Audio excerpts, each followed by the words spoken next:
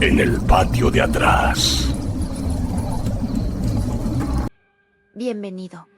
Apaga la luz, sube el volumen y acompáñame a escuchar lo que ocurrió. El aire de la sala de embalsamamiento, incluso con la ventilación a tope, siempre arrastraba ese dulzor metálico, ese rastro de formol que se pegaba a la ropa, a la piel, incluso a la garganta. Era el turno de noche, como siempre. La funeraria, pequeña, antigua, con sus paredes que parecían haber absorbido siglos de despedidas silenciosas, era el único mundo de Elías entre la medianoche y el amanecer. Su tarea era preparar el cuerpo de doña Elena para el velorio del día siguiente. Una mujer mayor de unos 80 y tantos, fallecida en paz según el reporte. Elías conocía el protocolo al dedillo. Desvestir, limpiar, retirar cualquier objeto personal de valor, incluyendo las prótesis dentales. Con guantes de látex abrió con delicadeza la boca de doña Elena. La dentadura superior e inferior, un juego completo de acrílico rosado, salió sin esfuerzo. Las depositó con un tintineo suave en la bandeja de acero inoxidable, al lado de la loza, junto a un pequeño relicario de plata que también había retirado. Luego cubrió el cuerpo con la sábana blanca, preparándose para la inyección de fluidos. Se giró para alcanzar la bomba de embalsamamiento, y por una fracción de segundo, la bandeja quedó fuera de su vista. Cuando volvió a ella, la prótesis dental superior ya no estaba en el acero. Un escalofrío le recorrió la espalda. Pensó en la gravedad, en un movimiento brusco, pero la bandeja estaba inmóvil. Se inclinó, buscando en el suelo, bajo la losa. Nada. Con una sensación de irrealidad, levantó la sábana que cubría el rostro de doña Elena, y allí estaba. La prótesis, encajada de nuevo en la mandíbula superior, como si nunca hubiera sido retirada. No estaba suelta, no estaba caída. Estaba en su sitio, firme.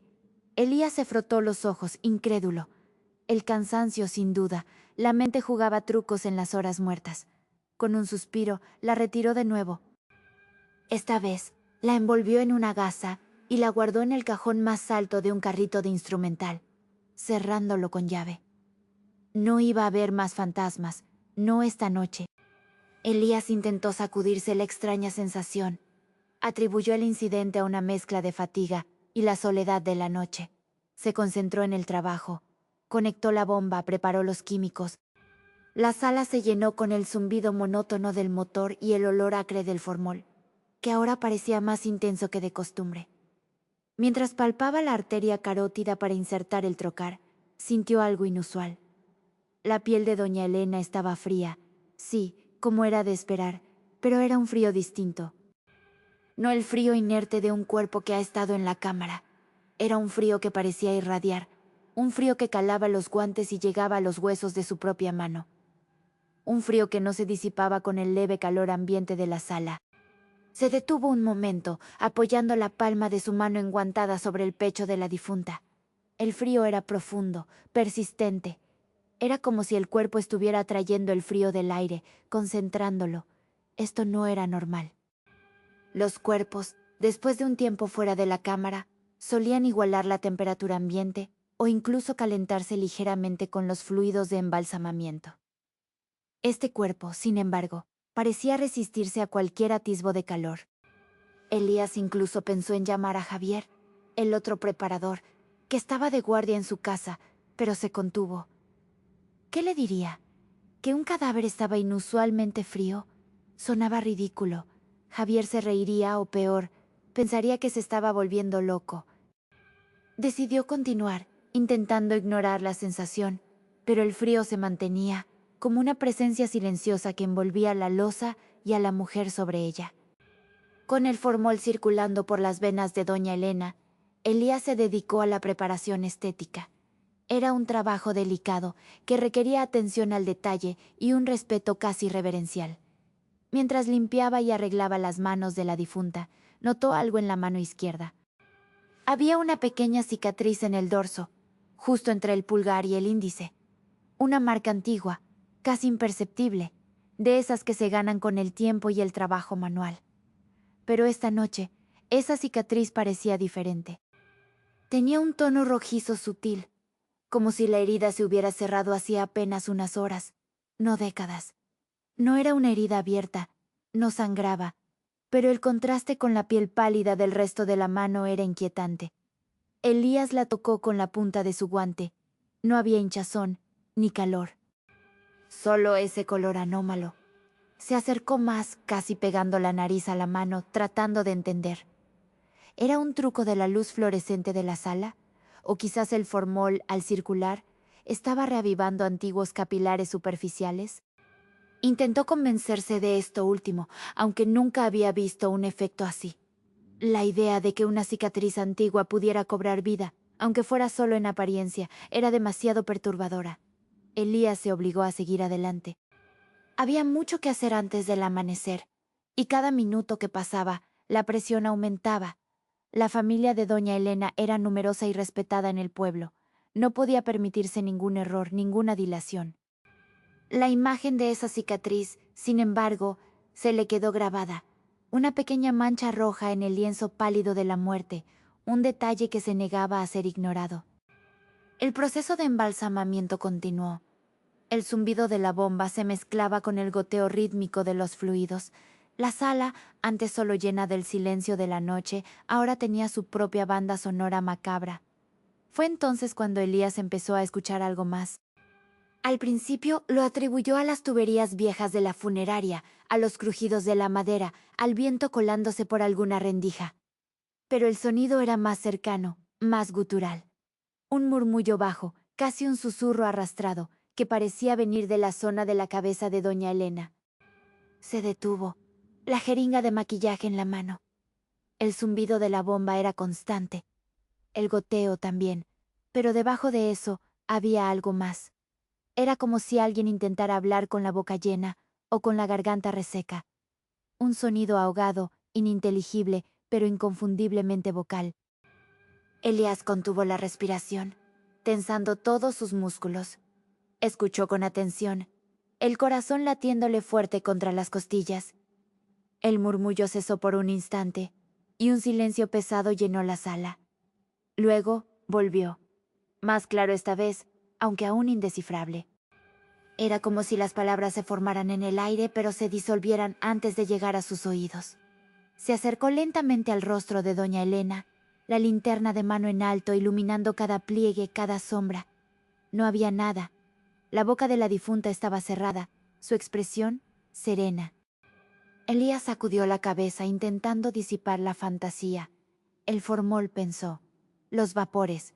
La soledad de la noche podía jugar malas pasadas. Pero el miedo ya se había instalado, frío y pegajoso, en el fondo de su estómago. Aceleró el paso, queriendo terminar de una vez por todas, antes de que la noche revelara más secretos inauditos. La tarea de vestir el cuerpo era siempre la más delicada. Requiere manipular los miembros, girar el tronco, levantar la cabeza. Un baile macabro de respeto y fuerza. Elías había preparado cientos de cuerpos. Conocía la sensación de la rigidez post-mortem, la inercia del peso muerto. Pero el cuerpo de doña Elena era diferente. Cuando intentó girarla para deslizar el vestido, sintió una resistencia inusual. No era la rigidez esperada, sino una tensión sutil, como si los músculos, aunque inertes, se negaran a ceder del todo. Tuvo que aplicar más fuerza de lo normal, y aún así, el cuerpo se movió con una lentitud exasperante, como si se aferrara a la losa. Cuando intentó levantar uno de sus brazos para pasarlo por la manga, el miembro se sintió pesado, pero no con el peso flácido de la carne sin vida, sino con una especie de voluntad propia. Era como si el brazo intentara mantener su posición, oponiendo una resistencia pasiva pero firme. Elías sintió un sudor frío en la frente. Sus músculos se tensaron con el esfuerzo, y por un momento, la imagen de doña Elena viva, oponiéndose a ser vestida, cruzó por su mente. Era absurdo, por supuesto. Era el rigor mortis, pensó, aunque la sensación era distinta, más activa. Un esfuerzo extra, y el brazo cedió, pero no sin una sensación de tirón, casi como si se hubiera soltado de una ligadura invisible. Elías respiró hondo, el corazón martilleándole en el pecho. La idea de dañar el cuerpo de la difunta, de no cumplir con la dignidad que merecía, lo llenaba de una vergüenza profesional. Pero esta resistencia, esta sutil batalla con la inercia, lo estaba agotando física y mentalmente. La sala parecía encogerse a su alrededor, el aire cada vez más denso, el silencio más opresivo. Finalmente, el cuerpo de doña Elena estaba vestido. Elías había logrado superar la resistencia de sus miembros, aunque terminó jadeando, con los músculos doloridos. Colocó la cabeza sobre la almohada de raso, ajustó el cuello del vestido. Era el momento de los últimos retoques, de asegurarse de que todo estuviera perfecto para la familia. Se acercó al rostro y su corazón dio un vuelco. La boca de doña Elena estaba ligeramente entreabierta. Y allí, encajada perfectamente, con una especie de sonrisa macabra, estaba la prótesis dental superior. La misma que había retirado 2 veces. La misma que había guardado bajo llave en el cajón del carrito. La misma que, de alguna manera incomprensible, había regresado. No estaba caída, no estaba suelta. Estaba en su lugar, como si la misma doña Elena se la hubiera puesto para la ocasión. Elías sintió una mezcla de pánico y rabia helada. Esto no era cansancio, no eran trucos de la luz, no eran vapores de formol. Esto era imposible. Esto era real. Sus manos temblaron mientras abría el cajón del carrito. La gasa estaba allí, vacía. La llave, en su sitio. Con una fuerza que no sabía que tenía, Elías arrancó la prótesis de la boca de doña Elena. Esta vez no la puso en la bandeja. No la guardó en el cajón. La apretó en su puño, sintiendo el plástico frío y las encías artificiales, y la arrojó con todas sus fuerzas contra la pared más alejada de la sala. El impacto fue seco, y la prótesis se rompió en varios pedazos, dispersándose por el suelo de baldosas. Elías se quedó allí, respirando con dificultad, el pecho subiendo y bajando. La sala por un momento pareció vibrar con el eco de su ira y su miedo. Luego el silencio volvió más denso, más cargado que nunca. Elías estaba intentando recomponerse cuando el teléfono de la sala de embalsamamiento sonó. Un timbre estridente que rompió el tenso silencio. Eran las 3 de la madrugada. ¿Quién demonios llamaba a esas horas? Contestó, la voz ronca. Era la sobrina de doña Elena, una mujer llamada Sofía. Su tono era ansioso, casi desesperado. Disculpe, señor Elías, sé que es tarde, pero ¿está todo bien con tía Elena? ¿Ella dejó algún mensaje? Elías se quedó mudo. ¿Un mensaje? ¿A qué se refiere, señorita Sofía? Preguntó, el corazón desbocado. La sobrina dudó un momento, y luego su voz se hizo más baja, casi un murmullo. Es que tía Elena tenía una manía. Cuando algo le preocupaba mucho, algo que no quería que se supiera, decía que lo guardaría en su sonrisa. Y, bueno, hay un asunto familiar, una herencia, un documento que se perdió. Ella siempre decía que, si algo le pasaba, busquemos lo que su sonrisa guarda. ¿Usted vio algo? Elías sintió un escalofrío que le recorrió la columna vertebral, la prótesis dental, la sonrisa, la forma en que había aparecido una y otra vez. Se forzó a mantener la calma. No, señorita Sofía. El cuerpo de doña Elena está siendo preparado. No hay nada fuera de lo normal. Ningún mensaje. La mentira le quemó la garganta. La sobrina suspiró, desilusionada. Ya veo. Gracias de todos modos. Es solo que, con tía Elena, uno nunca sabía. Colgó. Elías se quedó con el auricular en la mano, la mente en un torbellino. No era una coincidencia. No podía serlo. El cuerpo no solo se estaba resistiendo, estaba intentando comunicar algo, y la prótesis, la sonrisa, era la clave. La idea lo aterrorizaba, pero a la vez una extraña fascinación, una curiosidad mórbida, empezaba a crecer en él. La llamada de Sofía había destrozado cualquier intento de racionalización. La prótesis, la sonrisa, el documento perdido. Todo encajaba de una forma que le helaba la sangre. Elías regresó al cuerpo de doña Elena, sus pasos pesados, el aire denso de la sala pareciendo empujarlo hacia atrás. Tenía que cerrar la boca de la difunta. Era el último paso antes de colocarla en el ataúd.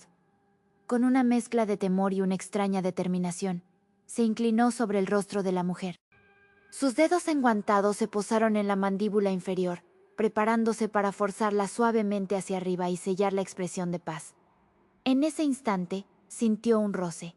No fue un movimiento brusco, ni un golpe, fue un toque. La mano derecha de doña Elena, que descansaba sobre su abdomen, se movió imperceptiblemente. Un dedo, el índice, se extendió lentamente, con una suavidad imposible para la rigidez de un cadáver, y tocó el dorso de la mano de Elías. El contacto fue gélido. No el frío de la piel muerta, sino un frío que parecía venir de un abismo, un frío que se clavó en sus huesos, que le quemó la piel a través del guante. Elías se quedó paralizado, el aliento atrapado en la garganta. Sus ojos se abrieron desmesuradamente, fijos en el dedo de doña Elena, que ahora parecía presionar ligeramente su mano. No había fuerza, no había violencia, solo ese contacto helado, esa caricia imposible. Era una advertencia, o quizás una confirmación. Elías sintió que el tiempo se detenía. El olor a formol se hizo insoportable. El zumbido de la bomba, un tamborileo en su cabeza. Quiso gritar, quiso correr, pero sus pies estaban anclados al suelo, su cuerpo, congelado por el terror. La mano de doña Elena permaneció allí un segundo más, un siglo, antes de que el dedo se contrajera, volviendo a su posición original, tan lentamente como había aparecido. Elías se apartó bruscamente, el corazón latiéndole como un tambor de guerra. El frío del toque de doña Elena aún le quemaba la mano, una sensación fantasma que se negaba a desaparecer. La mandíbula de la difunta seguía ligeramente abierta, una invitación silenciosa. Sabía que tenía que cerrarla. Era su trabajo, su obligación. Pero el miedo era un muro. Respiró hondo, intentando controlar el temblor de sus manos. Se acercó de nuevo, esta vez con una determinación desesperada. Debía terminar. Debía cerrar esa boca. Con cautela, sus dedos enguantados se posaron de nuevo en la mandíbula de doña Elena. La piel estaba tan fría como antes, pero ahora el frío parecía pulsar, como si un corazón helado latiera bajo la superficie. Elías aplicó una presión suave, intentando guiar la mandíbula hacia arriba. Y entonces ocurrió. No hubo advertencia, no hubo sonido. La mandíbula de doña Elena se cerró, de golpe, con una fuerza impactante. Los dientes artificiales, los pedazos de la prótesis que Elías había jurado que había destrozado, estaban de nuevo allí, afilados, blancos, y se clavaron en el dorso de su mano derecha, justo en la cicatriz que había notado antes. Un dolor agudo, punzante, le recorrió el brazo. El grito se le ahogó en la garganta. La sangre brotó, roja y viva, manchando el guante de látex y goteando sobre el vestido blanco de la difunta. La mordida era real, profunda, una herida que no dejaba lugar a dudas. La mandíbula de doña Elena permaneció apretada, los dientes clavados en su carne, como un animal que no suelta a su presa. Elías tiró hacia atrás con todas sus fuerzas, el pánico ahora total, visceral. Con un doloroso tirón, logró liberar su mano. La prótesis, o lo que quedaba de ella, se desprendió, cayendo al suelo con un tintineo macabro, manchada de su propia sangre. En su mano, una herida abierta, profunda, con la forma inconfundible de una dentadura humana. La sangre seguía fluyendo, caliente y pegajosa, un contraste brutal con el frío que aún sentía. Elías se tambaleó hacia atrás, apoyándose contra la pared, la mano herida apretada contra su pecho. El dolor era intenso, pero el shock era aún mayor. La sangre seguía brotando, empapando el guante y su chaqueta.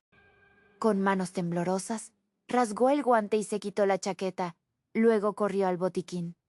Limpió la herida, que tenía la forma perfecta de una mordida, y la vendó con la mayor pulcritud que pudo.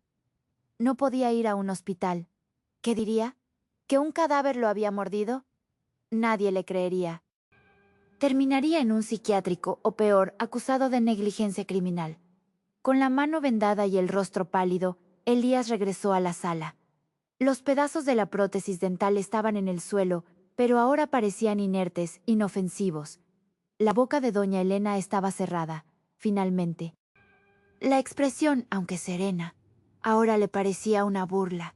Terminó el resto de la preparación en un trance. Cada toque en la piel muerta era una agonía. Cada olor a formol, una náusea. Al amanecer, cuando llegó el personal del turno de día, Elías ya había limpiado la sala. Había colocado el cuerpo de doña Elena en el ataúd y había borrado todo rastro de la noche. Se despidió, alegando una enfermedad repentina. Nunca más volvió a pisar una sala de embalsamamiento. La herida en su mano sanó, pero la cicatriz permaneció, un recordatorio constante, una media luna de dientes grabada en su piel. El olor a formol lo persiguió durante meses, y la sensación de un toque frío en su mano lo despertaba en las noches. La voz de Sofía, la sobrina, preguntando por el mensaje que su sonrisa guarda, se repetía en su mente. Nunca supo qué documento se había perdido, qué secreto quería doña Elena que se revelara. Pero sabía, con una certeza que le helaba el alma, que el cuerpo había hablado. Y que él, Elías, había sido el mensajero, marcado de por vida por una voluntad que se negó a morir. Porque a veces lo peor no está bajo la cama, está en el patio de atrás.